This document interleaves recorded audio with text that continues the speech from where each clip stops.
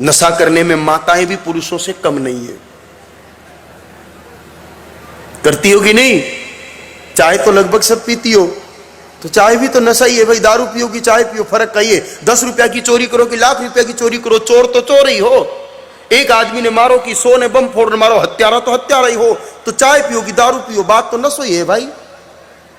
और चाय भी कोई अच्छी चीज नहीं है। चाय में 2 दुर्गुण है और अच्छे से समझ लीजिए। और मेरा व्यक्तिगत ये मानना है कि जब से भारत में चाय बढ़ी है उसके बाद माता गाय कटी है। क्योंकि अच्छी चीज के साथ अच्छी लगती है और बुरी चीज का कॉम्बिनेशन बुरी चीज के साथ अच्छा होता है। पहले लोग चाय नहीं थी तब दूध पीते थे और दूध भैंस का अच्छा नहीं लगता था, गाय माता का दूध ही स्वादिष्ट लगता था, इसलिए गौ के दूध का उपयोग अधिक था। और चाय जब से शुरू हुई, चाय गाय माता के दूध में अच्छी नहीं बनती क्योंकि वो गंदी चीज है, तो भैंस के तामसी दूध में अच्छी बनेगी। इसलिए चाय की मांग बढ़ने के कारण भैंस के दूध की मांग बढ़ी और भैंस के दूध की मांग बढ़ने के कारण गौ माता के दूध की मांग घटी और गौ माता के दूध की मांग घटने के कारण गौ माताओं की हत्या भी बढ़ी। अगर सचमुच गौ भक्त हैं और अपना कल्याण चाहते हैं तो छोड़ दो ना चाय को, कौन सी बड़ी बात है। इन संतों ने घर छोड़ दिए, मां बाप छोड़ दिया, आप चाय नहीं छोड़ सकते। और दूसरी सत्यता, और अगर सुनने की कैपेसिटी हो तो सुन लो, क्योंकि चाय पियोगे तो अंदर चीनी डालनी ही पड़ेगी और चाय पत्ती भी डालनी ही पड़ेगी। इन 2 के बिना चाय बनेगी नहीं।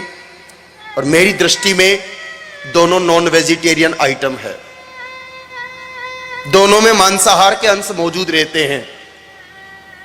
कुछ कंपनियों की चाय को छोड़ करके बाकी चाय में तो होते हैं और चीनी में तो होता ही है। क्योंकि चीनी जब बनाई जाती है, चीनी को, शक्कर को, व्हाइट शुगर को व्हाइट करने के लिए चारकोल का इस्तेमाल किया जाता है और चारकोल का जो निर्माण होता है वो बोन एश यानी कि हड्डियों के चूरे से ही होता है। इंक्वायरी कर लो, मेरी बात मत मानो। शुगर मिल में जाके पता करो कि शक्कर को व्हाइट करने का तरीका क्या है। हमारे पूर्वज गुड़िया खांड खाते थे, कड़कड़ खांड खाते थे, वो तो आजकल आप लोगों को पसंद आती नहीं। चाय में सफेद शक्कर डालते हो, परिणाम पाप वृद्धि। एक दिन एक सज्जन हमको पूछ रहे थे कि आखिर हिंदुस्तान के लोगों को क्या हो गया, जिस देश में बाबूजी, गोगाजी, तेजाजी गाय माता के लिए लड़ सकते थे, उस देश के लोगों के सामने गाय माताएं कट रही है, फिर भी वो कुछ करते क्यों नहीं? क्योंकि गौ माता की हत्या के अंश आहार में जाने से हमारी वृत्ति बदल गई है और हम गौ हत्या को भी सहज स्वीकार करने लग गए।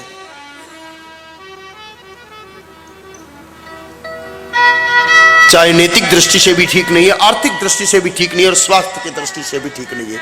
एक उदाहरण है, ये जो हमारे धेनु टीवी के जो डायरेक्टर हैं अजीत जी शर्मा, इनके पड़ोस के गांव की एक घटना है। बिल्कुल नजदीक गांव है इनके, टॉडगढ़। पहले उसका नाम बरसावाड़ा था लेकिन कर्नल टॉड वहां आकर रहा, इसलिए उसका नाम कर दिया टॉडगढ़। कर्नल टॉड जब पहली बार एक कार लेके आया